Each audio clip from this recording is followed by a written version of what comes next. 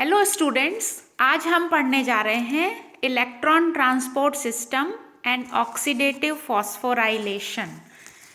Respiration का जो topic हमारा चल रहा है, पहले उसको थोड़ा सा हम लोग पीछे जाएंगे आगे बढ़ने से पहले। रेस्पिरेशन में हमने सबसे पहले पढ़ा था ग्लाइकोलिसिस फर्स्ट पार्ट, जो कि होता है साइटोसोल या साइटोप्लाज्म में।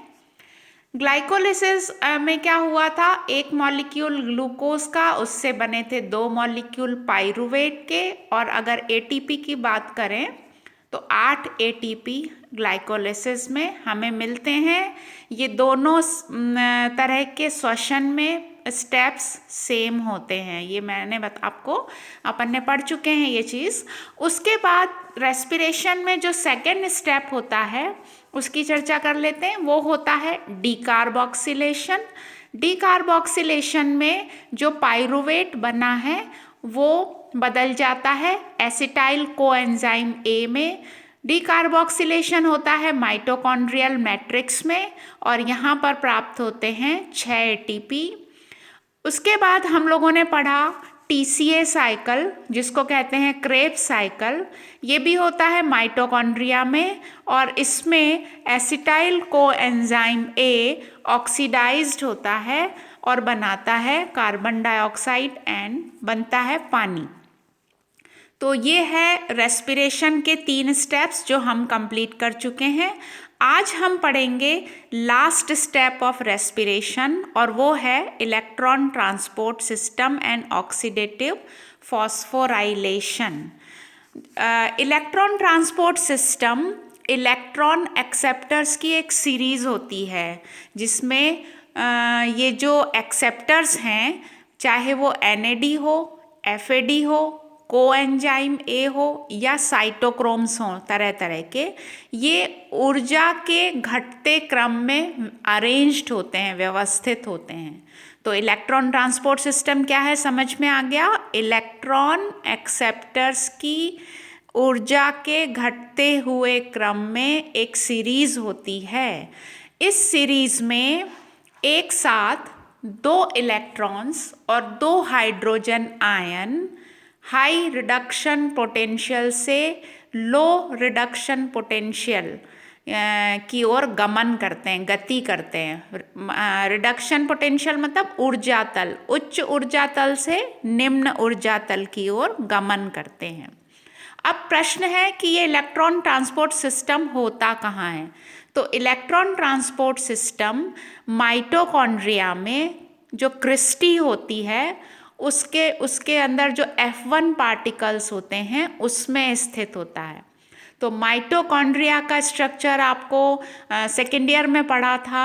अगर आपको ध्यान नहीं आ रहा है तो फिर से आप ऑर्गेनेल्स निकालिए बुक में, और माइटोकॉन्ड्रिया का स्ट्रक्चर एक बार रीड कर लेंगे तो आपके लिए आसानी हो जाएगी।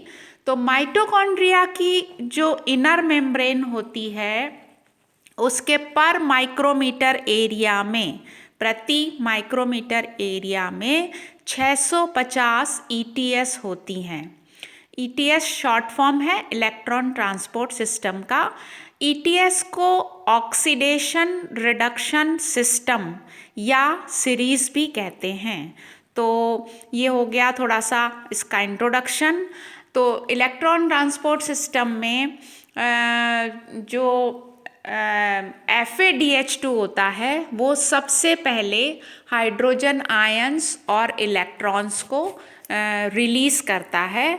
और ये जो इलेक्ट्रॉन्स जो रिलीज़ होते हैं, ये ले लिए जाते हैं किसके द्वारा, Fe ऑफ साइटोक्रोम्स के द्वारा पकड़ लिए जाते हैं, कैच कर लिए जाते हैं। तो इलेक्ट्रॉन ट्रांसपोर्ट सिस्टम को हम और डिटेल में जाएंगे। उससे पहले मैं आपको जो टॉपिक है उसका थोड़ा सा एक हाफ पार्ट का आइडिया और दे देती हूँ। ऑक्सीडेटिव फॉस्फोराइलेशन क्या है। देखो, फॉस्फोराइलेशन होता है ADP से ATP का बनना।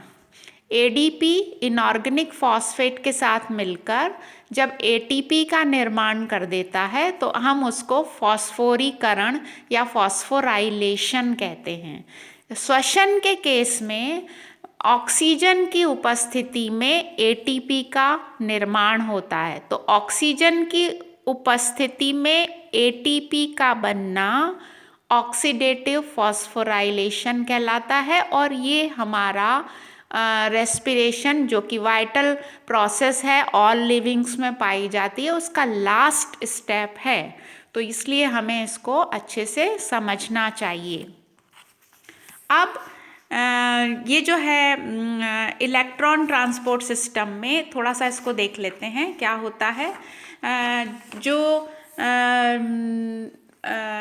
ये है अपना, सबसे पहले इलेक्ट्रॉन ट्रांसपोर्ट चेन यहाँ पर मैंने बनाई हुई है, उस पर ध्यान दीजिए।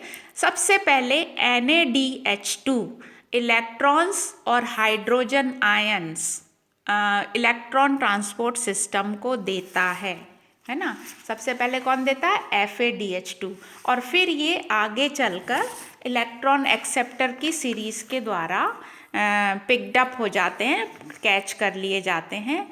जैसे ही इलेक्ट्रॉन पास होते हैं एक साइटोक्रोम से दूसरे साइटोक्रोम में, तो जो लॉस होती है, एनर्जी का लॉस होता है। तो जैसे ही electron pass over from one cytochrome to the other, they lose part of energy. तो बहुत सारी एनर्जी का लॉस होता है, और जब बहुत मतलब अच्छी मात्रा में एनर्जी निकलती है तब वहाँ पर ADP जो है ATP में कन्वर्ट हो जाता है। तो अब जो ये आयंस निकले, हाइड्रोजन आयन और इलेक्ट्रॉन, इनके बारे में एक चीज़ आपको ध्यान रखनी है कि ना तो आयंस फ्री अवस्था में रह सकते हैं और ना ही इलेक्ट्रॉन।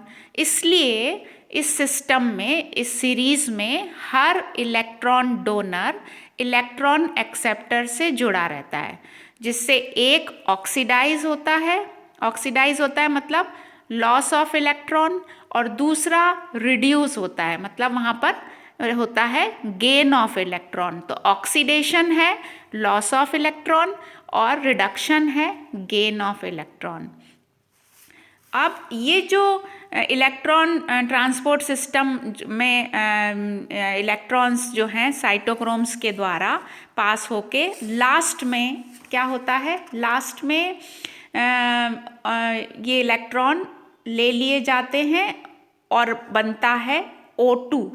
लास्ट में, अंत में देखो दिख रहा है, अंत में ऑक्सीजन द्वारा ले लिए जाते हैं और हाइड्रोजन के साथ मिलकर वाटर का निर्माण होता है। तो इस पूरी प्रक्रिया में यहाँ पर देखिए NaDH2 से इलेक्ट्रॉन निकले, फिर उसके बाद FADH2 है, फिर कोएंजाइम A है, फिर उसके बाद cytochrome B, cytochrome C, cytochrome A और साइटोक्रोम A3, और लास्ट में ऑक्सीजन ने इलेक्ट्रॉन्स को ले लिया पूरी तरह से और पानी का निर्माण होता है। तो जब जब इलेक्ट्रॉन पास होता है, कुछ फॉर्म, कुछ मात्रा जो है उसकी एनर्जी की, वो उसका लॉस होता है, और जब एनर्जी ज़्यादा मात्रा में निकलती है, जो यहाँ पर मैंने ग्रीन से आपको शो करने की कोशिश की है, उन 3 स्टेप्स पर इतनी एनर्जी होती है कि ADP जो है वो इनऑर्गेनिक फॉस्फेट के साथ मिलकर ATP बना देता है। तो कौन कौन से 3 स्टेप्स हैं, क्योंकि इस पूरी प्रोसेस में 3 ATP का फॉर्मेशन हो रहा है और मेजर रिलीज ऑफ एनर्जी यहीं पर होती है। तो फर्स्ट स्टेप कौन सा है? फर्स्ट स्टेप है जहाँ पर मेजर रिलीज ऑफ एनर्जी हो रहा है, वो है फर्स्ट NaDH2 एंड FADH2 के बीच में। सेकेंड स्टेप है cytochrome B and cytochrome C के बीच में, और थर्ड स्टेप है cytochrome A and cytochrome A3 के बीच में। तो 3 ATP का निर्माण यहाँ पर हो रहा है, और ये जो है 3 ATP बनते हैं जब एक NaDH2 जो है वो कम्प्लीटली ऑक्सीडाइज्ड हो जाता है, और 2 ATP बनते हैं जब ऑक्सीडेशन होता है FADH2 का।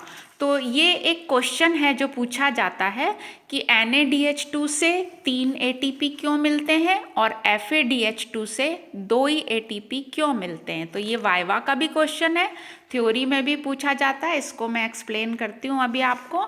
जो हमारी इलेक्ट्रॉन ट्रांसपोर्ट सिस्टम है उसमें सबसे पहले NADH2 आता है और NADH2 में इतनी एनर्जी होती है कि वो 3 ATP दे पाए, जबकि सीरीज में FADH2 की एंट्री बाद में होती है, एक स्टेप लेटर एंटर होता है, तो उसकी एनर्जी का तब तक लॉस हो चुका होता है और वो फाइनली जो है जब ATP देने पर आता है तो FADH2 से केवल 2 ATP मॉलिक्यूल ही प्राप्त होते हैं।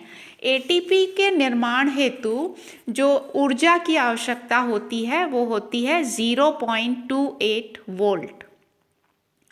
तो इतनी एनर्जी अगर है तो ATP बन जाता है। इस प्रकार जो ये रेस्पिरेशन है इसमें एक ग्लूकोज के मॉलिक्यूल से हमको फाइनली क्या मिलता है, हमको मिलता है कार्बन डाइऑक्साइड एंड पानी। ये जो कार्बन डाइऑक्साइड है ये बनी ग्रुप रिमूवल रिएक्शंस के द्वारा और जो पानी है वो बनता है ऑक्सीडेशन रिडक्शन प्रोसेस से, जिसको यहाँ पर मैंने आपको समझाने की कोशिश की है। और इलेक्ट्रॉन्स और आयंस जैसे कि मैंने आपको बताया फ्री अवस्था में नहीं रह सकते हैं, इसलिए ये ETS जो है काम करता है और ये ऑक्सीजन की प्रेजेंस में होता है, इसलिए इसको ऑक्सीडेटिव फॉस्फोराइलेशन कहते हैं। तो मैं सोचती हूँ कि आपको ये समझ में आ गया होगा लास्ट स्टेप रेस्पिरेशन का। तो कुल मिलाकर रेस्पिरेशन 4 चरणों में संपन्न होता है। फर्स्ट है ग्लाइकोलिसिस, दूसरा है डिकार्बोक्सिलेशन, थर्ड है क्रेब्स साइकिल और चौथा है ऑक्सीडेटिव फॉस्फोराइलेशन। और साइट बदल जाती है, आपको ध्यान रखना है। और FADH2 और NADH2 जो है वो कितने ATP देते हैं और क्यों देते हैं, ये चीज़ आपको ध्यान रखनी है। इम्पॉर्टेंट टॉपिक है, इस पर फुल क्वेश्चन आता है, तो इसको अच्छे से तैयार करेंगे। अगली क्लास में हम पढ़ेंगे कौन कौन से फैक्टर्स हैं जो इस पूरे श्वसन की प्रक्रिया को प्रभावित करते हैं। और मैं समझती हूँ मैंने कोशिश की आपको अच्छे से समझाने की, फिर भी आपको ऐसा लगता है कि अगर कहीं कोई प्रॉब्लम है तो आप पूछ सकते हैं। और थैंक यू, समझ में आया होगा सोचती हूँ मैं ऐसा।